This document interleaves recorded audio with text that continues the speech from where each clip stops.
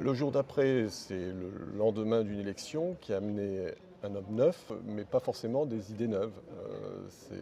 C'est toute l'ambiguïté d'un président qui, au fond, a réuni autour de lui le centre droit, le centre gauche, avec un logiciel d'action que l'on connaît depuis longtemps, qui, on va dire, qui a pris racine au moment du rapport Attali, mais qui est dans le droit fil de ce qui a été fait, au fond, c'est-à-dire de déverrouiller doucement le marché du travail en essayant d'importer les solutions des autres, celles du nord de l'Europe, celles des pays anglo-saxons éventuellement.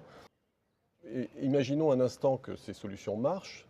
Ces solutions, elles vont nous amener là où sont aujourd'hui les grands pays développés, c'est-à-dire des pays qui, au fond, ont basculé dans le populisme. Pour quelle raison? Parce que derrière leurs beaux résultats de façade, il y a les mêmes fractures qu'en France, il y a les mêmes problèmes d'élitement de l'appareil productif, la même crise de l'industrie.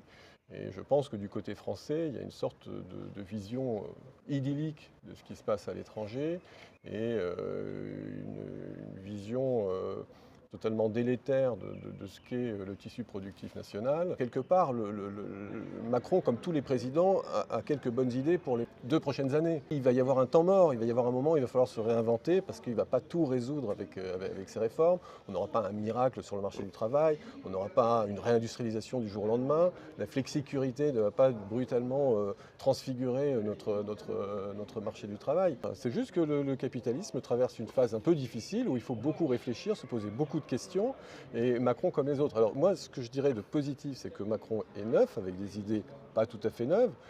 En revanche, il se revendique pragmatique. Je pense que c'est quelqu'un, et son mouvement en porte déjà la trace, c'est-à-dire va évoluer en marchant, et c'est quelqu'un qui va probablement capter, comme il l'a fait jusqu'ici, les bonnes idées.